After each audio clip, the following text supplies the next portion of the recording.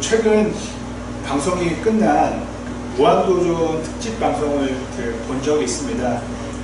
초창기 때 내용들 보여주었는데요. 이런 장면이 제가 인상적이었습니다.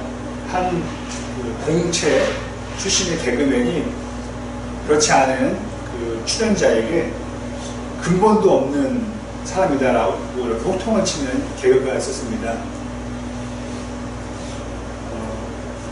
공채 출신 입장에서는 충분히 할 수 있는 말도 또 웃자고 하는 얘기였기 때문에 할 수 있는 이야기라 생각됩니다. 그러나 그렇지 않은 개그맨들이나 연예인들의 입장에서는 아무리 웃자고 하는 얘기라도 기분이 상하지 않을까 합니다. 이 근본도 없는 사람, 나는 근본이 있다라고 얘기도 하고요. 저희가 참 싫어하는 말이기도 하고요. 또 반대로 참 좋아하는 말이기도 합니다. 좀 더 정확히 말씀드리면 이 근본을 내세워서 우리에게 유익이 되면 우리는 저부터가 서슴없이 근본을 얘기할 때가 있습니다. 그리고 반대로 불리할 때면은 그 근본을 듣기 싫어합니다. 참 이기적인 모습인 거죠. 이와 같은 근본 논쟁은 저희의 생활 가운데 늘 있죠. 학교에서나 회사에서나 친구들 사이에서나. 그런데 이 근본 논쟁은 로마서가 기록된 그 당시에도 있었습니다. 바울이 활동할 때의 로마, 그 당시 우리가 역사를 생각해 본다면 아마 전 세계에서 가장 화려하고 가장 국제적인 도시였을 것입니다. 그 도시에 교회가 있었습니다. 이름은 저도 알 수가 없습니다. 그냥 로마에 세워진 교회입니다. 어떤 큰 건물이 세워진 시점이 아니기 때문에 이때만 해도 숨어서 있던 시절이기 때문에 아마 가정교회, 집집마다 모여서 드리는 예배 공동체나 혹은 지하에 숨어서 드리는 교회가 아니었을까 생각해 봅니다. 국제적인 도시였기에 다양한 사람들이 그 로마에 모여서 살았을 것입니다. 그리고 그 다양한 민족이 모였기에 로마 교회는 많은 다양한 사람들이 함께 했을 것입니다. 분명히 로마이기 때문에 로마 사람도 있었을 것이고요. 또 그리스 사람, 혹은 터키 사람, 혹은 아프리카 사람도 있었을 것입니다. 그리고 이스라엘에서 건너온 유대인 출신의 기독교인들도 있었을 것입니다. 그 대표적인 사람이 바로 바울인 거죠. 유대인이었는데 유대교를 포기하고 그리스도교를 믿게 된 거죠. 이때 이 공동체가 모인 상황을 한번 저희가 상상해 보겠습니다. 이 자신감이 충만했던 유대인들 입장에서는 근본 이야기를 안 할 수 없었을 것입니다. 정말 잘 절제하는 사람은 안 했겠지만은 아마 여러 사람은 했을 것 같습니다. 그들은 이렇게 얘기했을 거라 충분히 이해가 되는데요. 그것은 같은 우리 교회 다니는 성도인데 예수를 믿고 있지만은 그래도 우리 구약을 믿지 않니? 아브라함을 믿지 않니? 그렇기 때문에 유대 전통을 지켜야 해. 너희들도 우리 이스라엘 사람들처럼 유대 전통을 지키면서 예수를 믿어야 돼. 이렇게 이야기를 했을 것입니다. 그리고 가장 유대인들의 대표적인 상징 중에 하나는 바로 할례입니다. 그러면서 할례를 이야기했을 것입니다. 이런 거죠. 예수님을 믿어서 구원받긴 하지만은 할례는 무시하면 안 돼. 할례도 꼭 받아야 돼. 라고 이야기했을 거라고 우리는 예상해 볼 수 있습니다. 그런데 로마인들이나 그리스인들이나 터키인들이나 그 말을 들으면서 좀 고개를 갸웃했을 것입니다. 그래?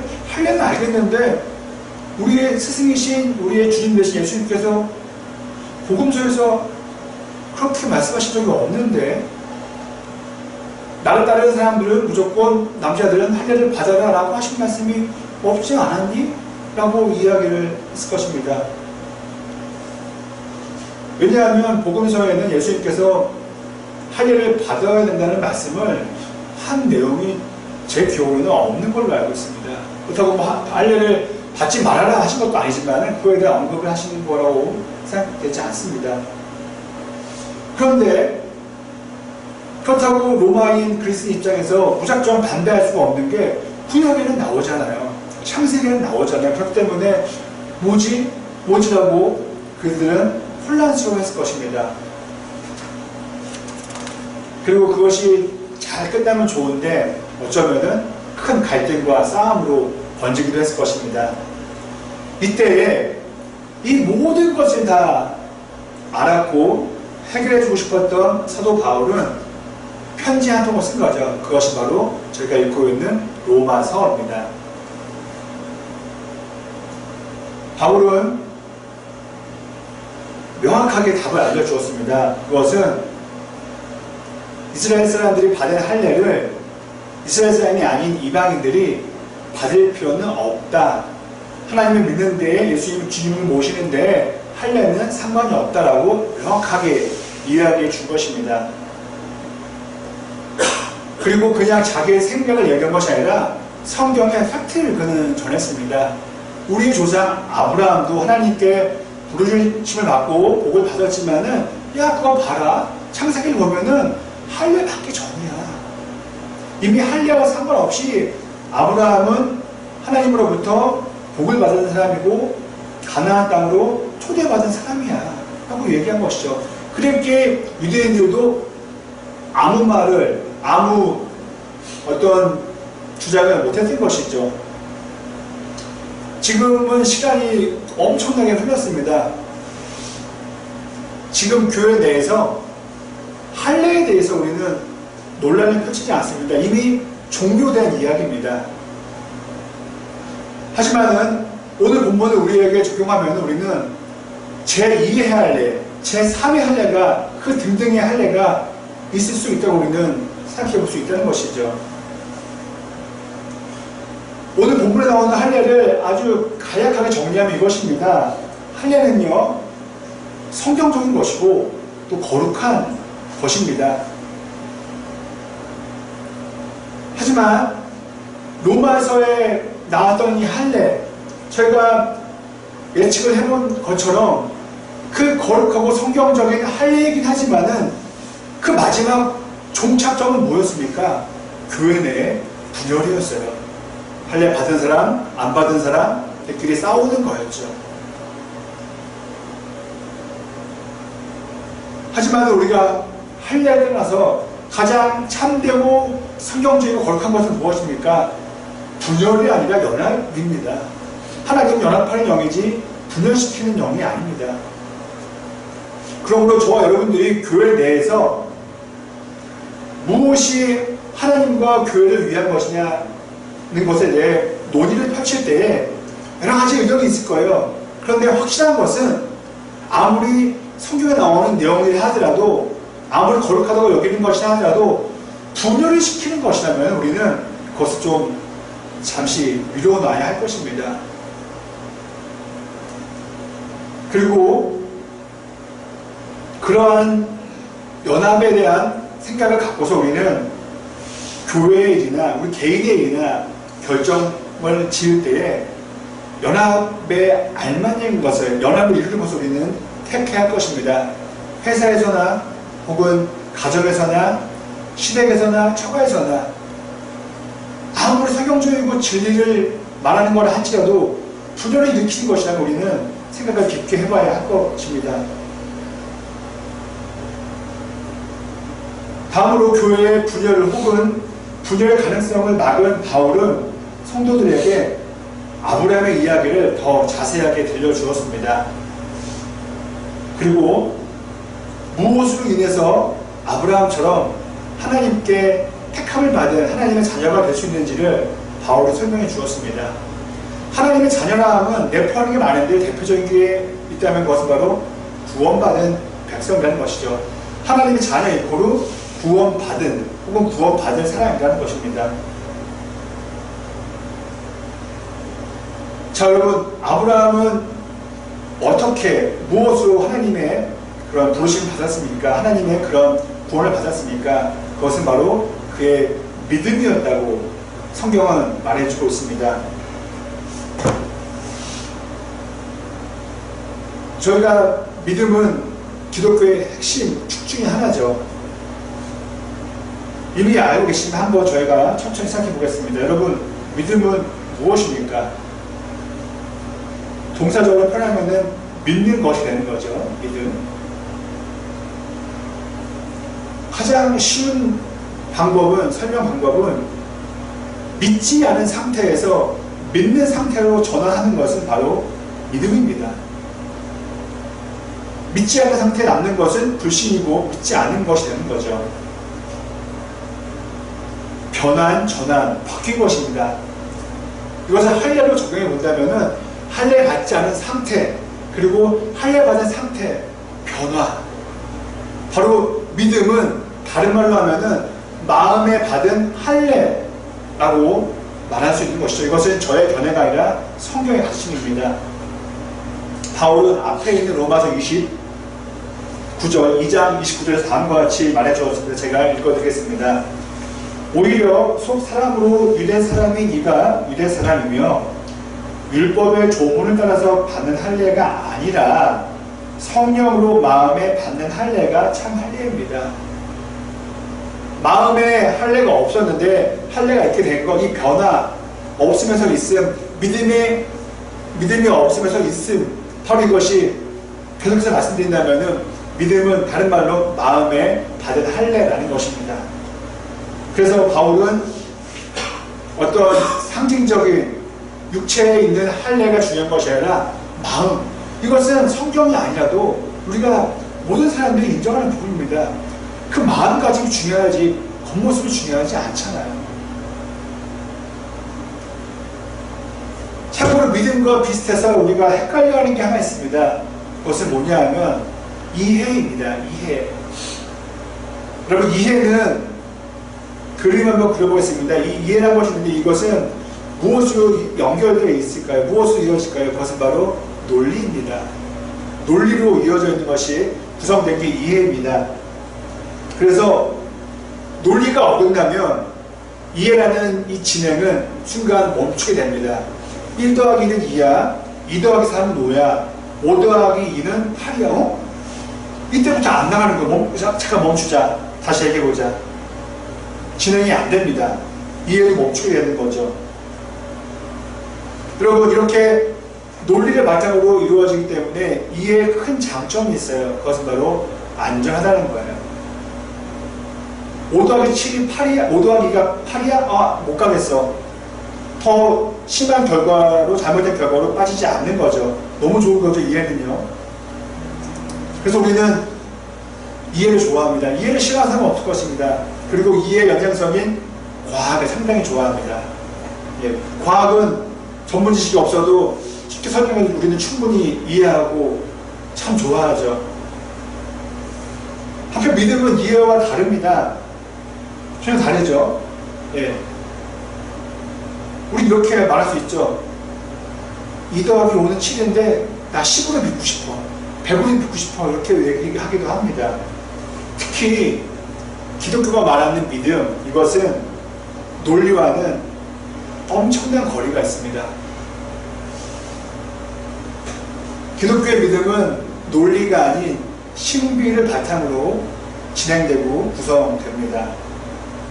대표적인 예가 창조입니다. 앞서 말씀드린 이해가 진화라면은 1이 돼서 2가 되고 3이 되고 10이 되고 12가 되는 거야. 이건 진화의 과정이지만은 창조는 이것을 뛰어넘고 아예 이 질서가 없게 됩니다. 또 다른 믿음의 대표적인 예가 부활입니다. 어떻게 죽었다 살아나? 과학적이지도 않고 이해가 되는 것도 아니야. 우리는 얘기합니다. 여러분, 논리로 따진다면은 nothing, 무에서는 nothing이 될 뿐이에요. 가장 쉬운 수학으로 따진다면은 0에 뭘 곱해도 0이잖아요. 0 곱하기 1도 0이고 0 곱하기 100도 0입니다. 하지만 창조는 무의 상태에서도 nothing의 상태에서도 something을 만들어내고 심지어 everything을 모든 것을 만들어내기 때문에 그것은 신비하다고밖에 설명이 안 됩니다. 어떻게 nothing에서 something 되고 everything 됩니까? 그것을 만들어내는 존재가 있기 때문에 그렇습니다. 바로 신인 거죠. 하나님인 것입니다. 하나님이 없으면은 신비는 있을 수가 없어요. 하나님이 없으면은 nothing이 무조건 nothing이에요. 100년이 돼도 200년이 돼도 nothing은 nothing입니다.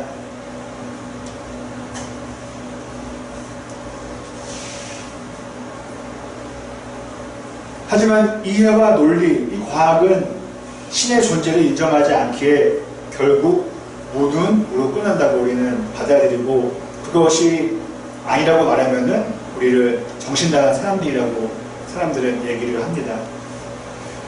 여러분, 아브라함 다 좋아요. 그런데 아브라함의 가장 기본 베이스는 무엇입니까? 그는 신의 존재를 인정했습니다. 하나님을 그 신으로 여긴 것이죠. 그랬기에 그는 무에서도 유가 될 수 있다고 믿은 거예요. 지금 내가 갖고 있는 빈 상자에 아무것도 없지만은 하나님이 역사하시면은, 신이 역사하면은 상자는 무언가로 가득 채워질 거라는 생각, 즉 이해가 아닌 믿었기에 하나님의 자녀가 되었고, 또 다른 말로 구원받는 자녀가, 복된 자녀, 그게 근원이 된 것이죠. 오늘 본문 18절을 보면은 바울이 이렇게 아브라함에 대해서 알려주었습니다. 제가 다시 한번 읽어드리겠습니다. 아브라함은 희망이 사라진 때에도 바라면서 믿었으므로 너의 자손이 이와 같이 많아질 것이다 하신 말씀대로 많은 민족의 조상이 되었습니다. 너무너무 멋진 표현이에요. 실천하기 너무 어렵지만은 희망이 사라진 때에도, 희망할 수 없을 때에도 희망했다는 것입니다. 여기서 이제 우리는 아쉽게도 이 말씀을 우리의 현재 삶에만 적용시키고자 할 때가 참 많아요. 그래? 믿으면 되는 거야? 나 지금 돈이 0원인데 뭐 내년 되면은 1억 10억 생기는 거야? 믿으면 되는 거 아니야? 희망하면 되는 거 아니야? 물론 틀린 적용은 아니에요. 하지만은 이 편지를 쓴 바울의 중심 사상은 아니라는 거예요. 제가 여러분들에게 편지를 써요, 만약에요. 그럼 제 뜻이 있잖아요. 자, 사과를 여러분들께 선물로 드릴게요. 편지를 써요. 그런데 그 사과로 이웃과 함께 나눠 드세요 라는 게 편지의 의도였어요. 그런데 사과를 갖고 나 혼자만 먹어요. 이건 편지 내용을 저버리시게 된 거예요. 편지를 바르게 읽었다고 말할 수 없는 것이죠. 잘못 읽은 거예요. 욕심대로 읽은 거예요. 물론 하나님께서는 자녀가 없던 아브라함에게 아들 이삭을 주셨어요. 신비한 일이죠. 그리고 그가 가난하지 않게 그에게 부를 주셔서 잘 살게 해주셨어요. 그러나 한 번 더 말씀드린다면은 로마서의 저자 바울은 이 이야기, 잘 먹고 잘 살았다를 이야기하기 위해서 오늘 믿음을 이야기한 게 아닙니다. 그래서 다 모든 말은 우리나라 말이 아니라도 모든 말은 끝까지 읽어봐야 하는 것이죠. 만일 여러분 아브라함을 생각하면서 그래 아브라함 잘 먹고 잘 살았대, 이게 끝이야, 성경의 주된 목적이야 라고 생각한다면요, 하신다면은 완전 틀리신 거죠. 왜냐하면 아브라함이 잘 먹고 잘 살려고 하나님 믿은 게 아니거든요. 아브라함이 이미 잘 살고 있었습니다. 그가 하나님이 말씀하셔서 집을 떠날 때, 이민을 갈 때 이미 그에게는 딸린 종들이 있었어요. 가난하면 종이 있을 수가 없잖아요. 그리고 잘 먹고 잘 살려고 그 먼 거리를, 지금으로 따지면 터키에서 이스라엘로 먼 거리를 어떻겠습니까? 오다가 큰일 날 수도 있었을 텐데 말이죠. 끝으로 만약 아브라함이 잘 먹고 잘 사는 거 이게 제일 중요하다고 했다면 하나님께서 아들 이삭을 바치려고 했을 때 그 말에 여러분 들었겠습니까? 이삭 받고 끝 하나님 때 이제 빨리빨리 나 혼자 잘 살 수 있어요 했겠죠. 하지만은 그가 이삭을 가장 귀하고 가장 모든 걸 할 수 있는 이삭을 아니 그에게 재산이 만약에 300억이었으면은 아들은 300억보다 안 됐겠습니까? 가치로 환산할 수가 없죠. 아들을 다쳤다는 것은 모든 것을 포기했다는 거예요. 그런 사람이 어떻게 잘 먹고 잘 살려고 하나님을 믿었다고 할 수 있겠습니까? 아니에요.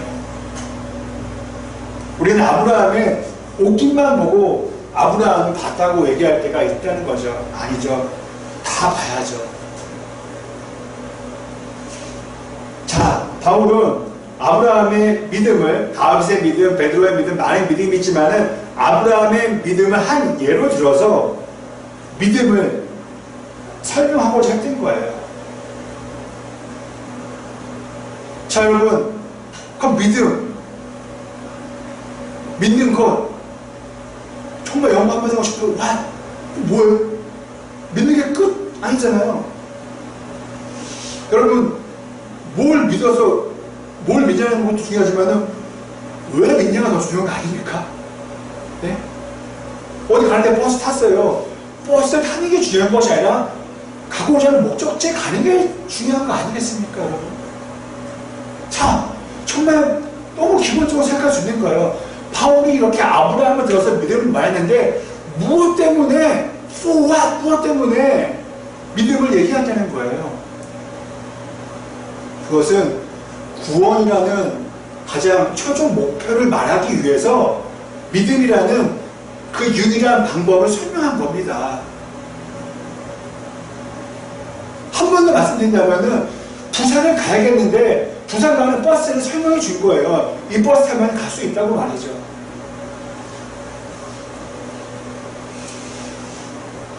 그래서 바울이 로마서 4장을 기록하면서 오늘 본문 4장이죠. 말하면서 청장 마지막으로 했던 것은 마지막 절인 25절에 기록되어 있습니다. 제가 한번 거짓말 해볼게요. 여러분, 아브라함은 희망이 없던 때에도 믿어서 거부가 되었습니다. 거상이 되었습니다. 끝이 아니에요. 이것은 우리가 바라는 스토리예요. 아브라함의 이런 대단한 믿음이 있었는데 그것은 바로 25절이에요. 제가 읽어드릴게요. 예수는 우리의 범죄 때문에 죽임을 당하셨고 우리를 의롭게 하시려고 살아나셨습니다. 뭐예요 이게? 돈 없어요. 성공 없어요. 내 자녀 없어요. 무엇입니까? 예수님의 죽으심과 부활하심을 설명하면서 우리를 의롭게 하시려고 이것을 바꿔 말해서 하나님이 의로우시니까 우리를 의롭게 하는 건 뭐냐면 하나님과 함께 할 수 있는 자격이 주어진 거예요. 또 다른 말로 하면은 구원받을 수 있게 만들어주신 것이라는 내용입니다. 아브라함의 믿음을 설명한 다음에 마지막 내용은 우리의 구원을 얻기 위해서라면은 아브라함처럼 하나님을 믿어야 된다. 그리고 당신들이 비록 유대인이 아니지만은 아브라함처럼 믿으면은 아브라함이 바로 당신들의 믿음의 대상이 됩니다. 라고 설명한 거예요. 엄청난 진리의 말씀이에요. 이 말씀 전하라고 하나님은 그를 부르신 거예요. 성경에 기록된 것처럼 우리는 믿음으로 구원을 받습니다. 그리고 그 결과 다음 세상에서 영원한 생명을 천국에서 얻게 되죠. 그리고 말씀에 나와 있는, 성경에 나와 있는 것처럼 믿음으로 우리는 살게 되면은 아브라함처럼 복을 누리며 살게 됩니다. 물론 돈도 중요하고 자녀도 중요하지만은 가장 큰 복이 뭐겠습니까? 내 마음의 평안이고 행복입니다. 늘 말씀드리지만은 돈이나 성공이 중요하지 않다는 게 아니에요. 더 중요한 것은 평안이고 행복이라는 것입니다. 우리에게 천억이 있는데 평안하지 않으면 그 천억이 무슨 소용이 되겠습니까, 여러분? 자, 믿음으로 천국에서 살고 영원히 살고 믿음으로 인해서 잘 살아요. 믿음밖에 없어요. 그러면 끝으로 우리는 우리의 해석대로가 아닌 성경에 기록된 대로 우리는 믿어야 할 것입니다. 앞서 바울이 말한 아브라함의 믿음이 그 모범 답안이 되는 것이죠. 아브라함은 어떻게 하나님을 믿었습니까? 그냥 무작정 잘 믿은 게 아니죠. 희망이 사라진 때에도 바라면서 끝까지 믿었다. 저와 여러분이 믿음으로 구원받을 수 있다면은, 믿음으로 잘 살 수 있다면은, 희망이 사라진 때에도 바라면서 희망을 놓지 않으면서 끝까지 믿는 믿음을 소유해야 하는 것이죠. 우리 모두에게 말입니다.